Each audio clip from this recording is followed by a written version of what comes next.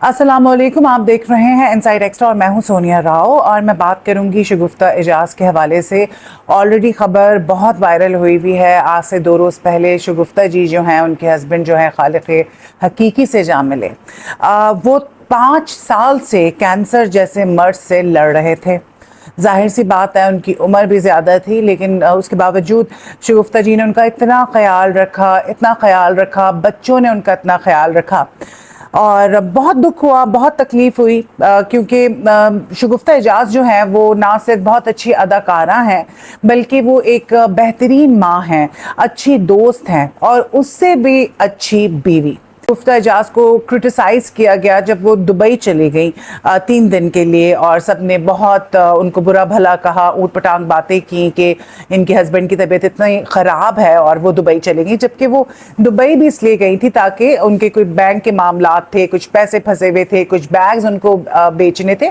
जाहिर सी बात है कैंसर ऐसा मर्ज है कि उसका इलाज जब करवाना पड़ता है ना, तो अच्छे अच्छे लोगों के जो है ना बैंक बैलेंस ख़त्म हो जाते हैं, हत्ता के लोगों के घर तक बिक जाते हैं। और वो 5 साल से अपने हस्बैंड का इलाज करवा रही थी। और जैसे मैंने पहले भी अपने व्लॉग में ये कहा था कि शगुफ्ता एजाज जो है, अगर इतना ही दौलत और इतना ही पैसा होता तो उनको क्या ज़रूरत थी काम करने की।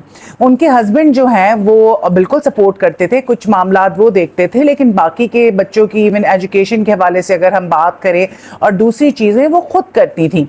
शगुफ्ता एजाज जो है, जब उनके हस्बैंड की डेथ हुई तो फिर से एक बार वही सब कुछ हुआ। जो कीबोर्ड जहादीज हैं, ट्रोलर्स हैं, वो आ गए मैदान में। उन्होंने पहले जब 3 दिन का ट्रिप उनका दुबई था, उस पर उन्होंने जब ये बकवासियात की, फजूल की बातें की, जिससे शगुफ्ता एजाज बहुत हर्ट हुई और उन्होंने कहा कि मैं आप लोगों को माफ़ नहीं करूंगी क्योंकि आप लोगों ने मुझ पर तहमत लगाई है, और मैं अल्लाह जब सामने होगा, हिसाब किताब होगा, तो तब मैं शिकायत करूंगी, तब मैं सवाल करूंगी आप लोगों से। फिर भी लोगों को जो है डर नहीं लगता। उनके हस्बैंड की डेथ हो गई, उसके बाद इस किस्म की बातें कि अब मैं वही सोचती हूँ कि किस तरह से बार बार वो कमेंट्स पढ़ के बताना भी इतना तकलीफ दे है कि एक औरत बेवा हो गई है और शौहर के मरने पर भी आपने उसको नहीं छोड़ा, उस पे भी आपने इतनी फजूलियात और घटिया किस्म के कमेंट्स किए। वो औरत, उसका अपने शौहर के साथ इतना खूबसूरत रिलेशनशिप था। हर व्लॉग से देखिए, शगुफ्ता एजाज ब्लॉगिंग कर रही थी। यहाँ पे मैं भी कहती हूँ कि एक उनसे बहुत बड़ी गलती हुई, और हम लोग कहीं बैठे हुए थे म्यूचुअल फ्रेंड्स, तो हमने डिस्कस किया, क्योंकि शगुफ्ता एजाज भी उस तरह की खातून नहीं है कि जी अंदर कुछ बाहर कुछ।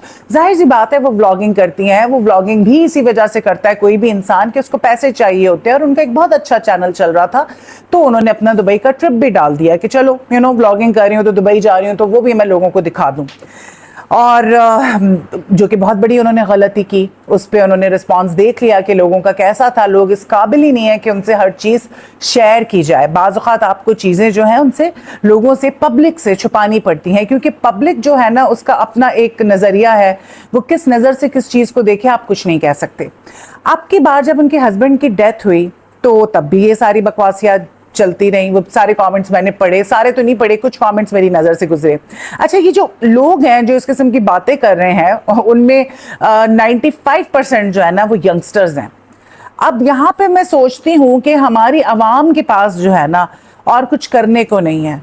वो कोई प्रोडक्टिव काम नहीं करना चाहते, वो आगे नहीं बढ़ना चाहते। वो उनके हाथों में मोबाइल आ गए हैं, इंटरनेट उनको मिला हुआ है और वो उसका मिसयूज़ कर रहे हैं। वो किसी के बारे में कुछ कहने से पहले ये नहीं सोचते कि उस इंसान की किस हद तक दिल आज़ारी होगी। लेकिन यहाँ पे जैसे हम सब ब्लेम करते हैं ये जो कीबोर्ड जहादीज हैं, यंगस्टर्स, इसमें कोई मैच्योर बंदा, बहुत कम ऐसे मैच्योर लोग होते हैं जो इस तरह की बातें करते हैं। मेजॉरिटी इसमें जो है वो यंगस्टर्स हैं। मैं ब्लेम करूंगी उनके माँ बाप को, क्योंकि हम ये काम नहीं कर सकते। क्योंकि हमारे घर में जब हमारी तरबियत हुई तो हमें हर चीज़ का बताया गया कि गीबत नहीं करनी चाहिए, कोई किसी का दिल नहीं दुखाना चाहिए, हमें इस्लाम की भी समझ दी गई, दुनिया में कैसे चलना है वो भी बताया गया। ये चीज़ें माँ बाप सिखाते हैं कि आपको किसके साथ किस तरह से चलना है। अब ये जो लोग हैं जो यूजलेस हैं, ठीक है, मेरे ख्याल से मैं हमेशा कहती हूँ कि शायद इनकी अपनी जिंदगियों में कुछ नहीं चल रहा होता और ये लोग इतने नाकारा हैं और फेलियर हैं कि ये किसी को खुश नहीं देख सकते। और अगर कोई इनको खुश नजर आता है तो ये अपने अंदर की हेट्रेड निकालते हैं, दुश्मनी निकालते हैं कि ये कैसे खुश है, मैं क्यों उसकी जगह नहीं हूं। और इस चीज का निशाना हर वो इंसान जो सोशल मीडिया पे हो, भले वो पब्लिक फिगर हो कि ना हो, उसको सामना करना पड़ता है अगर वो पॉपुलर है। क्योंकि आजकल आपको पता है कि सोशल मीडिया के अपने एक स्टार्स होते हैं, उनकी फैन फॉलोइंग होती है, उनको भी लोग जानते हैं। तो इस मौके पर भी जब एक खातून बेवा हो जाती हैं और उन्होंने जब जो उनके हस्बैंड थे याहिया, 2 बेटियां थी उनकी छोटी छोटी और उनको अपनी बेटियों की बहुत फिक्र थी, वो शादी नहीं करना चाहती थी। जब उनके हस्बैंड ने उनको प्रपोज किया था तो 2 साल शगुफ्ता जी ने उसके बारे में सोचा। क्यों?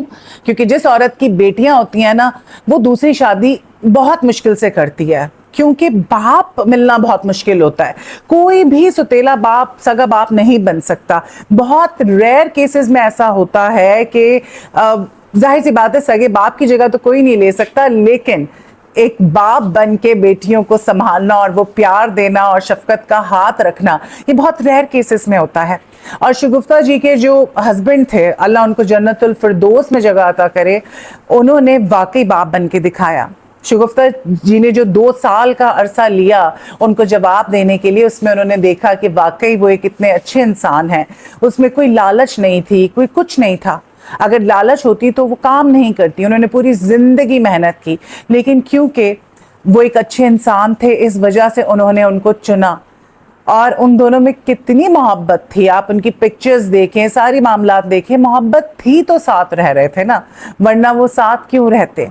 क्योंकि ना ही शगुफ्ता जी में कोई कमी थी, वो अभी भी जवान है और काम उन्होंने लेट 80s में शुरू किया, इतनी उनको शोहरत मिली, उनका अपना सैलून है, उन्होंने दिन रात मेहनत करके, जैसे मैंने आप लोगों को बताया कि ये बातें तो मैं खुद सुनती नहीं हूँ, मैंने उनके साथ जब काम किया तो महमूद साहब और शगुफ्ता जी ये कहते थे कि हम दिन रात मेहनत करके पैसे जोड़ जोड़ के बुकिंग्स कराते थे कि हमारा कोई घर हो जाए, पीस ऑफ लैंड या कोई सर की प्रॉपर्टी बन जाए ताकि बच्चियों का फ्यूचर सिक्योर हो जाए।